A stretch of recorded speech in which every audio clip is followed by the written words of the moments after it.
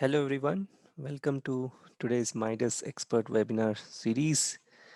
Hope all of you and your families are doing well and safe in this pandemic. Today's webinar will be about composite steel integral bridge, and I, Abhishek, will be taking you through the analysis and design process of an integral bridge. So first things first, about myself, I'm a structural engineer with over 9 years of experience in detailed design, assessment of railway and highway bridges, and special structures across different geographies. I have been working with AECOM since last 6.5 years, and previously I had also worked with MIDAS as a structural engineer. About AECOM, so we are the world's premier infrastructure consulting firm, and we are involved in projects spanning from transportation, buildings, water, energy to environment. AECOM frequently features in the top rankings of engineering news record. We have around 50,000 employees, and we're among the Fortune's world's most admired companies. Okay, so today we'll be discussing the composite steel integral bridge, and I'll basically split this into two halves. In the first half, we will basically discuss the introduction, the kind of the project overview of the bridge, and how to go about doing the initial design of the bridge. So this webinar will not exactly focus on the detailed MIDAS modeling aspect, but I'll try to cover uh, the general workflow and what are the different challenges that we face in a composite steel integral bridge. In the second half, I'll be going through the different kinds of loadings, construction sequence, and design checks, and then we'll go into Q&A. Okay, so first of all, what is an integral bridge? So you have here two types of bridges shown in the figure. Here on the right hand side, you have a bridge which is supported on bearings on the pier, and on the left hand side, you have a bridge which is monolithically connected to the abutment. So basically an integral bridge is the left one, which has no expansion joints, and it can basically accommodate expansion or contraction due to temperature variations. You can see a graphical representation over here where the bridge expands longitudinally, and the abutments resist the expansion of the bridge deck through translation or rotation. Um, and in a conventional bridge, you have no restraint to the bridge deck, and the deck is free to move longitudinally. Okay, so why do we need an integral bridge?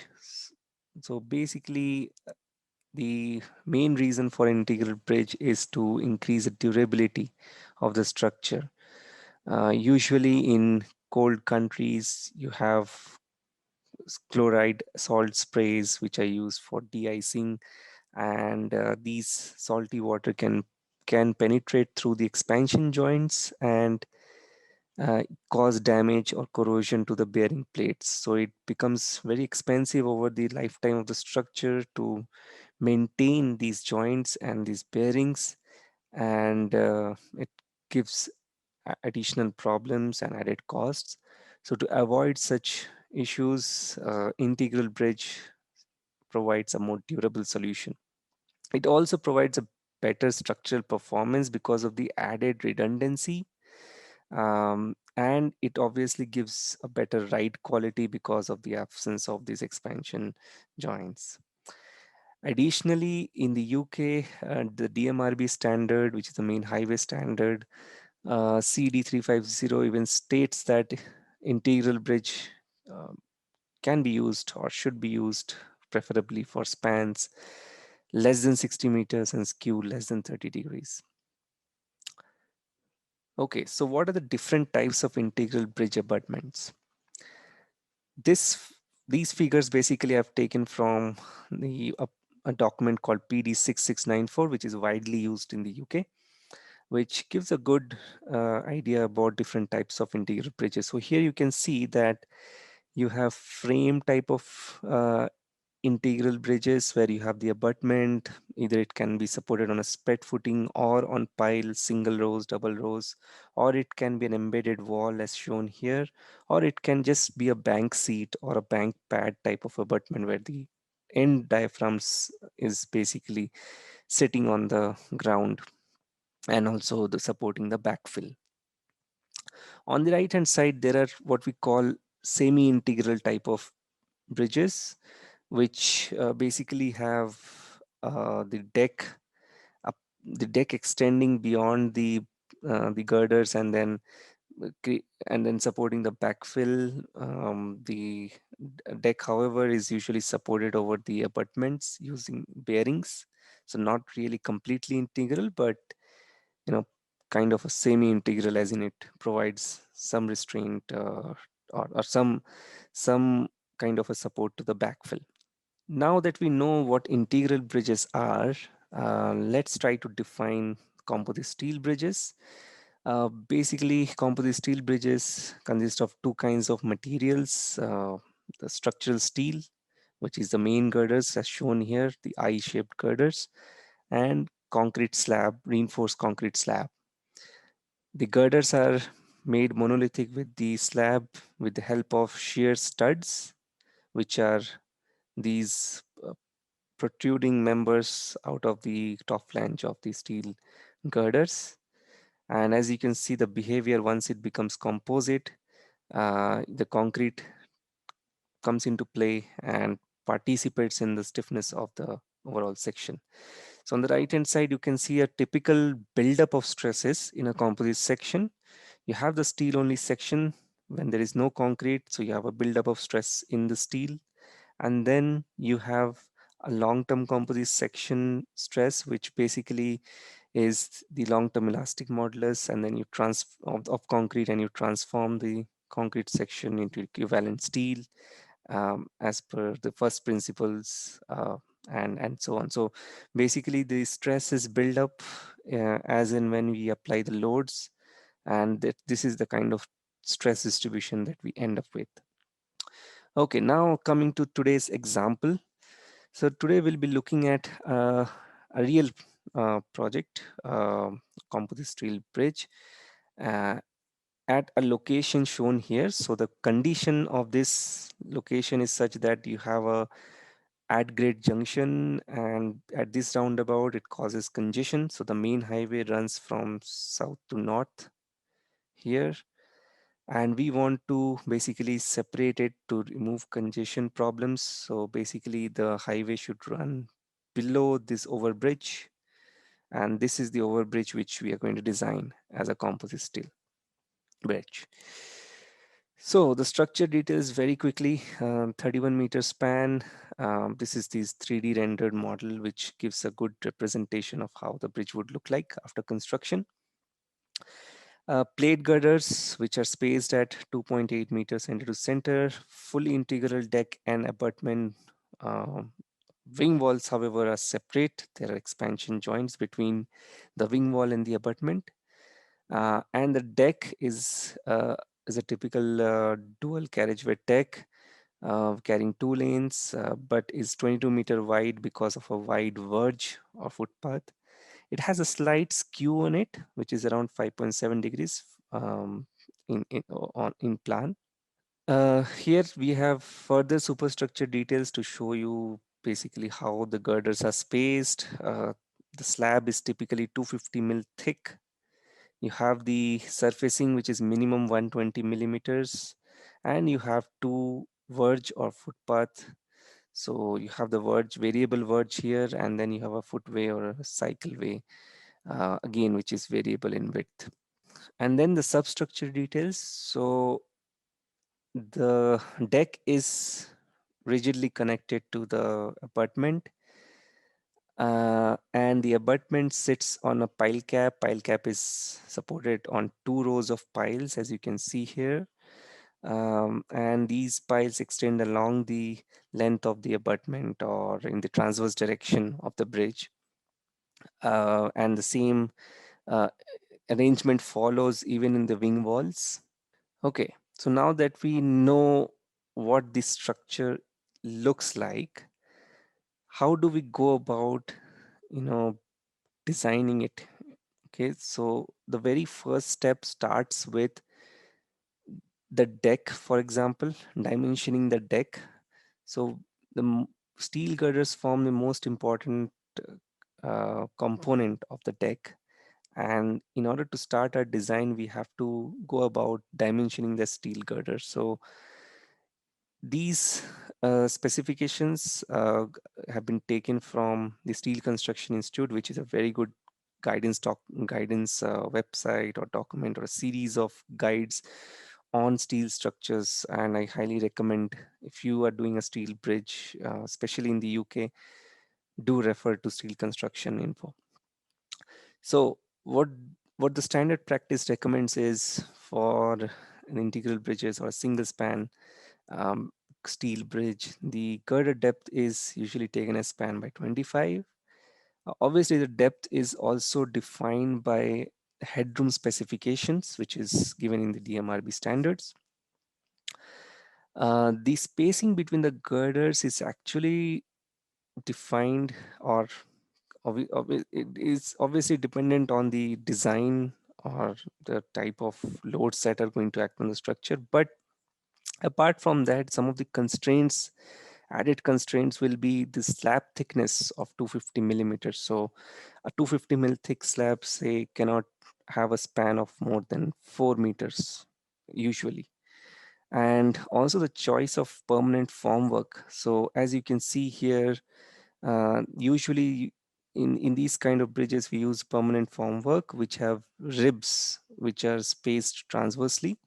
So your permanent formwork comes in in specific sizes. So your spacing of the girders should allow for that permanent formwork to be used. So if in a project you're using a particular permanent formwork throughout the scheme, there are so many other bridges, then the contractor might want to reuse this permanent formwork, and that's why you might restrict yourself to a particular spacing of the beams. Top flange, bottom flange, pretty much dependent on the capacities. In this particular bridge, we have tried to keep the top flange thickness such that the section is compact always. That is in Eurocode, we call class 1 or class 2. The width of the top flange has been based on the number of shear studs. So we have allowed for 4 rows of shear studs, as you can see in this figure, and that entails for uh, a top flange of width, say 600 millimeters. The bottom flange is usually governed by the moment capacity, and the thickness is usually in the range of 40 to 50 millimeters for a 30-meter span bridge. The webs usually have a thickness of 20 millimeters. Again, the thickness depends on what you want to assume for the design. So as I mentioned, we wanted to go for a compact web to avoid any kind of um, any kind of design complications, plus to allow for more room for capacities. Web stiffeners, usually 200 by 20. Shear studs, 19 dia, 150 millimeter high is a standard shear specification throughout the UK. And the spacing, however, depends on, again, as I said, the permanent formwork. So how the reinforcement, the transverse reinforcement goes from the slab goes between these formwork. So the shear studs would depend, I mean, the spacing would depend on that. Bracings, since it's a shallow girder in our case, which is 1200 mil deep, so we went with K-type bracing. Okay, again, the choice of the bracing system depends on the depth of the girder and the kind of torsion buckling restraint that you want to provide during the steel only condition. Okay, so now that we looked at steel, let's look at concrete. So starting with the deck slab, so the 250 mil thick deck slab again was a choice that we did, and it's very usual deck slab sizing that is used normally, and contractors also agree with that. So it was a no-brainer basically. Uh, the edge cantilever, however, we had restricted to 1500 millimeter. Again, this is also in accordance to the Steel Construction Institute, which actually allows for 1500 millimeter of cantilever, which can be propped directly on the edge girders during construction. Concrete edge beams, the typical width is 500 millimeter, but the depth is basically decided by the verge thickness. So here you have a small sketch where you can see this verge, and the height of this parapet edge beam is just decided by the thickness of the verge plus 75 mil. Concrete abutment, again, the height depends on how much backfill you want to restrain, and the thickness depends obviously on the capacity that you want to achieve, depending on the earth pressure and the thermal movements in the deck. But it also depends on the girder embedment that you want into the abutment. So, for example, here you can see a typical end detail of a steel girder, and you require certain number of shear studs or certain holes in these end girders so that the reinforcement in the diaphragm or the abutment can pass through these girders, and that's why you need to have sufficient embedment here to allow for these bars or shear studs to ensure composite action. So that again determines the thickness of the abutment.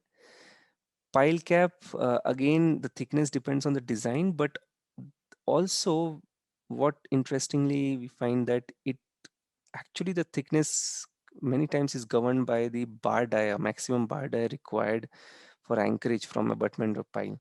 So usually we have in the piles bar sizes of 25 dia or 32 dia, and a 32 dia bar size requires some anchorage length which can be fit in a 1200 mil thick pile cap. So basically in this project, in this structure, we went with a 1200 millimeter pile cap based on that assumption. And as it turned out, after doing the analysis, we did find that we required 30, 32 dia bars, and thankfully pile cap sizing initially was chosen accordingly. Okay, so now that we have looked at the dimensioning, let's look at another important aspect in the integral bridge design. One of the key things which actually decides the many of these dimensions is the fact that how you want to backfill the structure. So there are two choices that you can prominently go for. You can either have the backfill done just after constructing the abutment and wing walls, but before installing the deck, or you can backfill the structure after constructing the abutment and installing the deck and making sure the integral structure is complete. Okay, now what are the differences in these two types of assumptions? Okay, as you can see, when you backfill the structure before installing the girders, you're basically imparting earth pressure on a cantilever abutment, which leads to very high shear force and bending moment on the pile caps, and hence higher bending moments in the piles. Your pile sizes increase, reinforcement increases. So it's bad for the piles basically. However, when the deck comes into picture, the deck or the girders, steel girders are subjected to less compression because most of the earth pressure is already locked in the in these abutments and pile caps. So therefore, it's good for the beams, but bad for the piles. Whereas if you do the backfill after achieving integral structure, you end up with less shear force and bending moment in the pile cap or the piles because of better distribution with the help of the deck. However, we also attract higher axial forces in these girders, so higher compression in the girders. So maybe your girder sizing or thicknesses of the plates might change. Okay, so just to show you graphic of how also another factor which might govern this process is the contractor's preference. So many times contractors would want to lift these steel girders during construction from the backfill area instead of having props in here.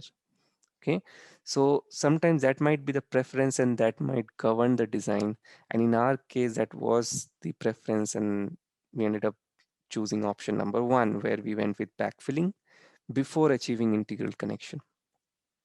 Okay, now let's look at different analysis aspects and how to model this type of structures. Okay, those are for these kind of bridges, what we tend to do normally is that we break the analysis into two parts.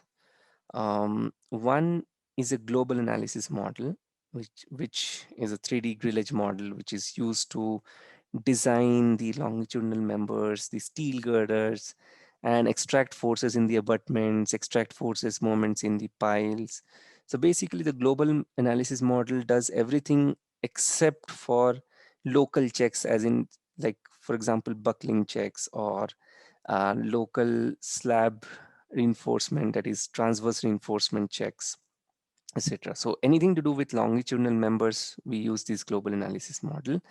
A 3D grillage model and the rules of the grillage are typical, how typically the grillage models are done.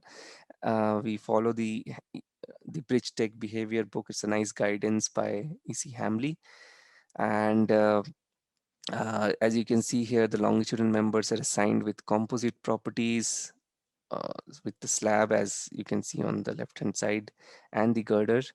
Okay, as per Eurocode 4, we have to assign 15% of the span in the Hawking region as cracked. That is, we cannot use any concrete stiffness there. The reinforcement stiffness, however, can be used. The rest of the span, the 70% region, can be given or should be given concrete properties, concrete stiffness. You can see the transverse direction lines which are assigned with transverse deck slab, which are nothing but the proper rectangular properties of the deck slab with the width is equal to the spacing of the transverse members. Now, while we are calculating these composite girders, it is worth mentioning that when we calculate the effective width of the slab, we need to follow the codal guidance, allow for shear lag. So your effective width might reduce, it may not be equal to the spacing of the girders, and that depends on various things, like your width of the flange and your spacing between the girders, etc. Abutments here have been modeled with grillage elements. I mean, we could go with shell elements also, but we chose to go with grillage elements because it was easy to extract forces, moments, and design the abutment reinforcement. However, we have used here plate elements or shell elements purely for the loading purpose, for applying earth pressure loading easily.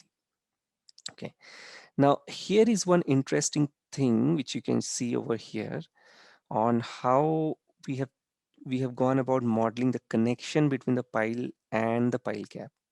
So since this is an integral structure, and the soil structure interaction, the soil interaction of the soil with the piles will have an effect on the superstructure as well. Therefore, it's very, very important to model the soil around the pile very accurately, which means that we need to apply soil springs, which are lateral springs in along the depth of the pile, and at the end of the pile or the toe of the pile, we apply high vertical stiffness because we assume that the skin friction is zero and it's only vertical stiffness is provided by end bearing. Now, in order to calculate these lateral springs, there's a lot of coordination that goes into with the geotechnical team. So since the software MIDAS Civil that we are using uh, is not or not, we don't use it for calculating soil springs based on the soil data. Um, Rather, we do a analysis in a geotechnical software and extract the spring values from there. So we used a software where we sent the total load at the base of the pile cap, which is coming from this entire structure. This is fed into the geotechnical software, and there, based on the pile group behavior and the spacing of the pile, the geotech team gives us the pile springs at each different depth and the pile forces as well. So we then apply these springs and run the analysis. But the thing is, why we have this kind of a connection here, that is, we have assumed that one single element which is very rigid is the top of that element is nothing but the CG of the pile cap, and that CG is connected rigidly using rigid links to all the nodes of the pile cap. That basically assumes that the pile cap is infinitely stiff. Okay. Another thing that we assume here is that the bottom of the this rigid element is connected rigidly to all these piles. Okay, now what is the purpose of providing this one rigid element? The purpose is that because, as I said, we want to coordinate with geotech, we send the resultant pile cap forces to them, and in order to get that resultant value, we need an element here which can collate all the forces and give you the sum of resultant, or basically the total force. And since it is an iterative process, because once I mean, we begin with a full fixity, we don't model these piles, we have full fixity here, and then we send the forces, then we get revised pile springs, what should be the length of the pile, etc., etc. And we model those piles, apply the springs, again calculate what is the force here, again send it to geotech. So we repeat the process until and unless the deflections in a structural analysis model, the forces in the structural analysis model are similar to what we get in the piles in the geotech model. So that's pretty much about the 3D grillage model. How to model it, I'm sure there are a lot of tutorials and webinars that MIDAS has done. You can refer to that.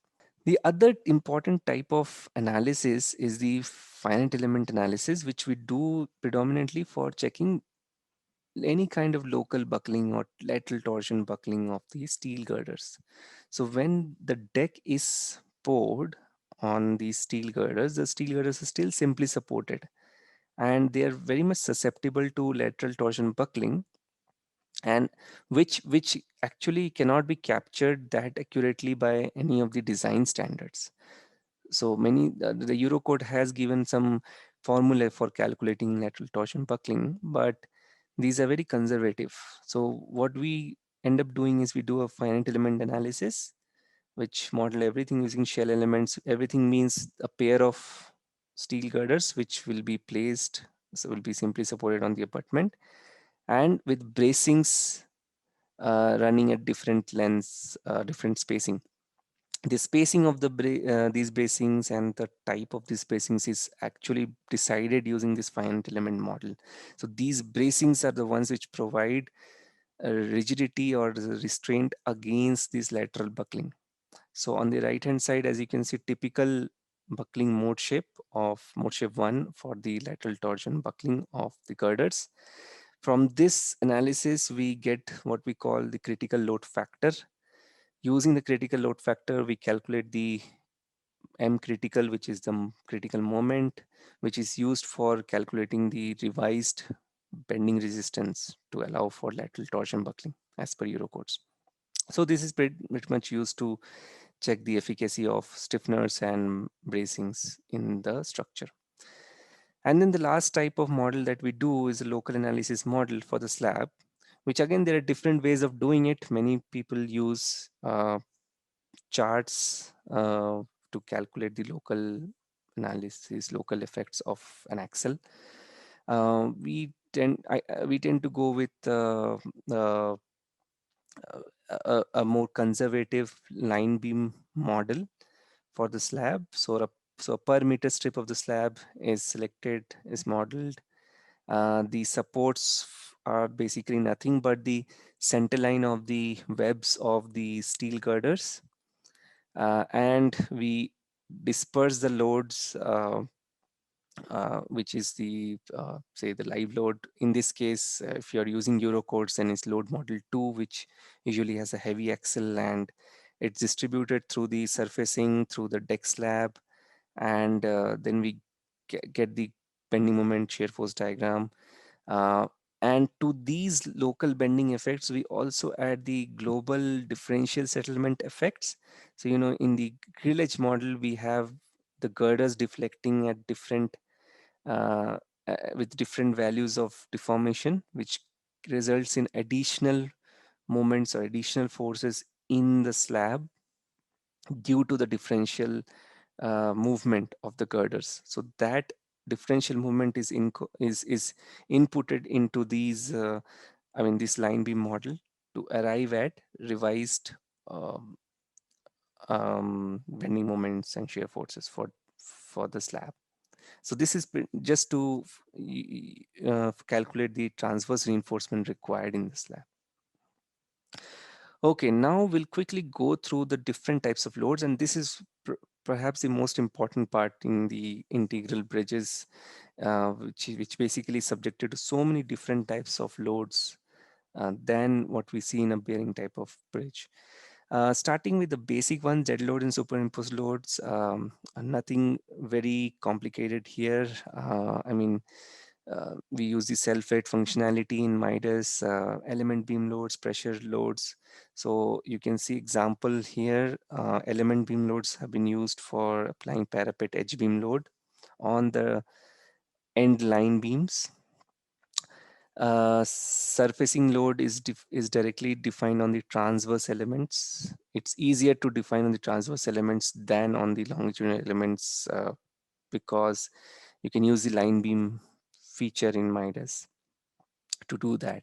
On the longitudinal elements, you might have to split the load accordingly, as the carriageway may not exactly line up with the girders. So I always find it easier to apply it in the transverse direction. The backfill weight on the pile cap is an example of a pressure load. So pile cap was applied with dummy shell elements just for loading purpose, and the backfill self weight was applied here. Temperature effects, very critical for integral bridges. So there are two kinds of effects that are added up.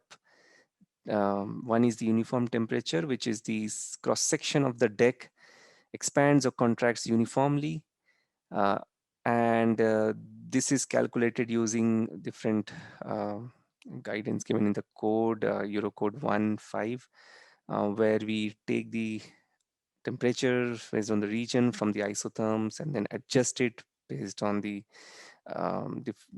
formula given in the code. And then you have a differential temperature wherein the temperature varies along the cross section of the deck. So as you can see here, there are some guidance given in the Eurocode. There is a general approach which follows a nonlinear type of variation, and there is a simplified approach where the temperature is a uniform temperature is applied on the deck slab only. Now, how does it affect your integral bridge? So as you can see in the thermal expansion case, you have the deck hogging words and pushing the abutments back into the backfill. So when that happens, this creates a kind of a passive pressure onto the backfill, and which means a higher earth pressure than normal scenario. So that is critical for the pile cap, for the piles, and also for the steel girders because they are subjected to excessive compression. And the And the reverse happens in contraction, where you have the abutment pulling away from the backfill, resulting in an active pressure at this phase. So now, talking about the active and passive pressure, we will discuss the earth pressure now. This is one key criteria for the integral bridges to determine what type of earth pressure will act at in what condition. So again, PD 6694 is a good guidance on how earth pressure can be calculated for different cases in an integral bridge. As you can see, in the case of thermal expansion, we have um, a, a, coefficient of earth pressure called K star, which is calculated using a formula given in the PD 6694, which has a sort of a trapezoidal distribution as shown here. When will we select K star, or when will we apply at rest pressure? That depends on the type of loading, other loads that are acting on the bridge. So for example, here in case one, where you have thermal expansion of the deck, the abutments are pushing towards the backfill, so you will have a kind of passive pressure. But since this phenomena is transient, so basically you will have contraction, contraction, and expansion, which will lead to something called a strain ratcheting effect. And this particular guidance PD6694 calculates the equivalent coefficient of earth pressure to account for such strain ratcheting effects, and that that is what we kind of apply in a temperature expansion case. When it's a contraction case, it's simple. You apply active earth pressure because the abutment is pulling away from the earth.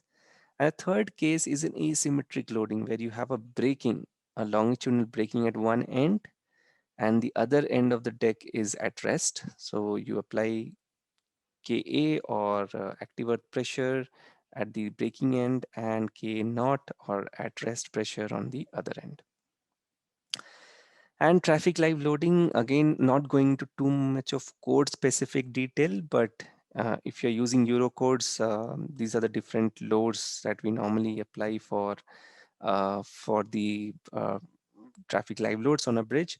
You have normal traffic, which is load model 1, which is basically a UDL and tandem loads. And you have special vehicle like SV 196, SOV 250, which is shown here. These special vehicles are applied in conjunction with normal traffic or load model 1. Now, all these combination rules and everything are automated in MIDAS, so that saves a lot of our time. Basically, what we get as an output from the software is the actual position of the vehicle, so that we can cross-check whether the vehicles are applied correctly, whether the combination is correct as per the code. Uh, and uh, and what happens here is, internally the software does an influence line analysis, so it helps as engineers to kind of get a feel of uh, how the loads are applied and whether the positioning is correct. In continuation to the traffic live load, there is also a live load horizontal surcharge that acts on the back of the abutment because of the loading behind the abutment. So again, this is given in PD 6694. The load is applied usually as a pressure load along the height of the abutment, and some concentrated loads at the top of the abutment, which is shown here. And the same has been applied in the screenshot in MIDAS. This particular loads can be applied easily using something called a plane load feature, which, if you are familiar with the term patch loading, or loading on the plates without actually having a node, so this is quite useful there, because you may have the carriageway lane which is not exactly coinciding with the splits that you have in the shell element mesh. So the plane element option helps to apply arbitrary loading on a given plate area. Okay, now quickly, important thing, construction sequence. So for any, or for rather for most integral bridges, the construction sequence does not change. It is similar to what is shown here. So the stage one will be construct piles, pile caps, and abutments. Obviously, before that we excavate and we level it, and we do, and we then follow these steps. But yeah, just for simplicity, piles, pile caps, and abutments.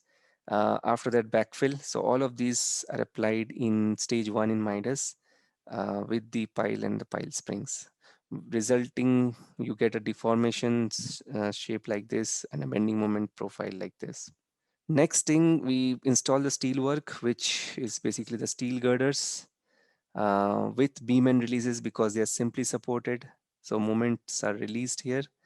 Only steel properties. How we do this is through a composite section dialog box, which allows us to separate the slab properties from the steel properties. Uh, and the bending moment diagram and deformations are shown here. You can clearly see it's a proper simply supported behavior. The next stage is when the concrete becomes composite. So we apply the properties of the concrete here. Creep and shrinkage properties are defined using time-dependent material properties in MIDAS. Again, there are some very good tutorials on MIDAS YouTube page or in the install folder as well, which we normally refer to.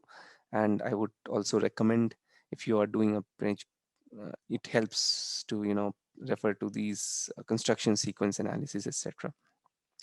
So time dependent material properties takes care of your long-term elastic modulus of concrete. So SDL surfacing, uh, all these loads will be resisted by the long-term modulus of concrete. I mean the composite section with long-term properties. So you can see that clearly the hogging moments at the ends here once it becomes composite and superimposed dead loads are applied. So that's all about the construction sequence in MIDAS. Now the design checks. We used MIDAS Civil for the composite steel girder capacity checks.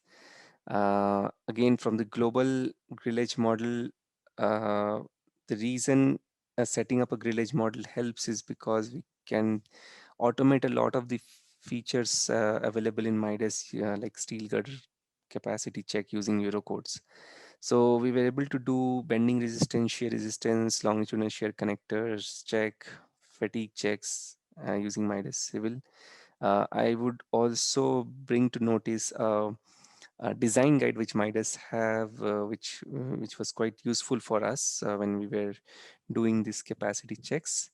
What we found was that it is a good starting point for deciding a lot of these sections, thicknesses, etc., and get a good calculation sheet generated to cross check with our in-house spreadsheets.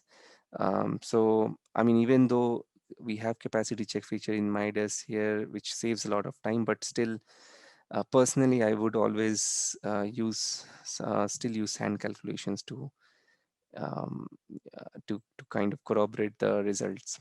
The other components like reinforced concrete capacity checks, in-house spreadsheets were used mostly. So for the slab design, that is transverse direction reinforcement was calculated from the forces moments in the local slab model.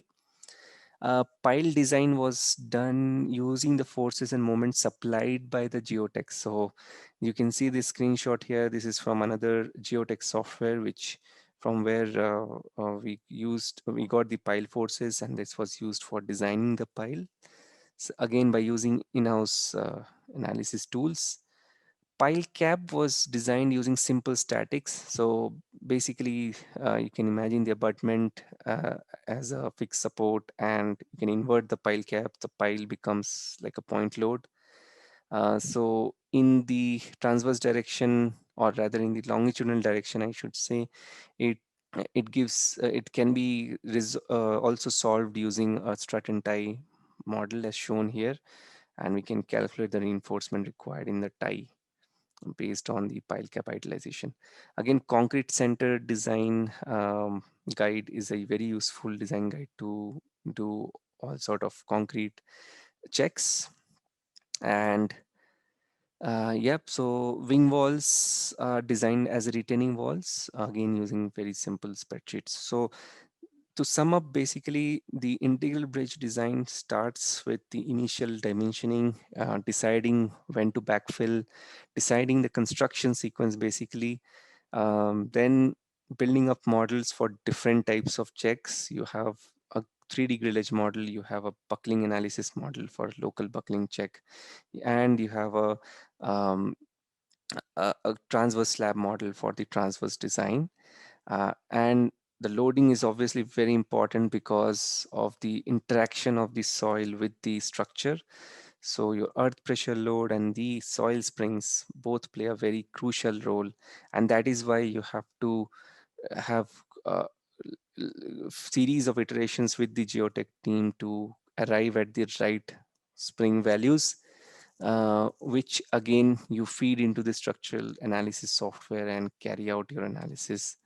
And then design is something which we prefer to use in-house spreadsheets.